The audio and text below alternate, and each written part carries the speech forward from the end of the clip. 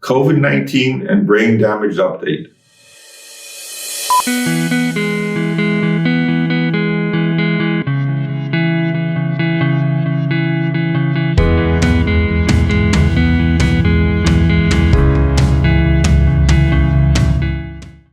The evidence continues to mount.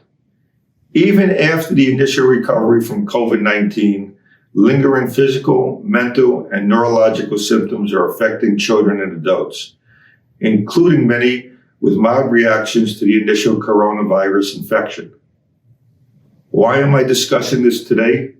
Well, for one, it's important that everyone, including children who are now eligible to receive a COVID-19 vaccination, be vaccinated as soon as possible.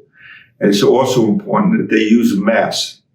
And with children returning to school, it's important to identify students who may be struggling to recover from lingering post-concussive neurological, physical, or psychiatric symptoms.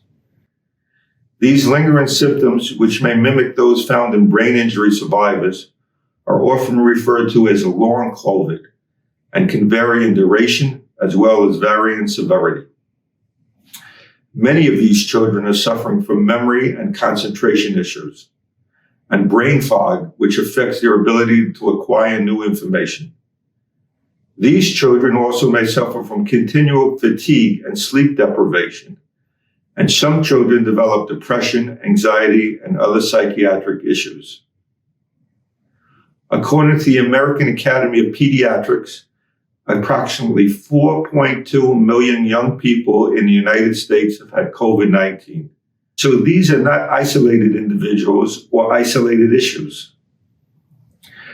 Recent studies estimate between 11% and 15% of infected youths might end up with this long-term consequence, which means it can be pretty devastating in terms of these things like school performance. According to physicians I have discussed this with, even youths with mild or asymptomatic initial infections may experience long COVID, causing confusion in diagnosis and confusion in the response by schools.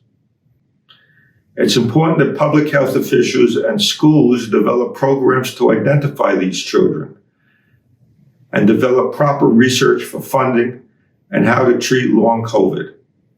Of course, health insurance carriers must be compelled to pay for this necessary treatment. Thanks for meeting with me today, and I look forward to seeing you again next week on a new edition of the Brain Injury Insider from our new location in New York City. Till then, stay vigilant and stay safe.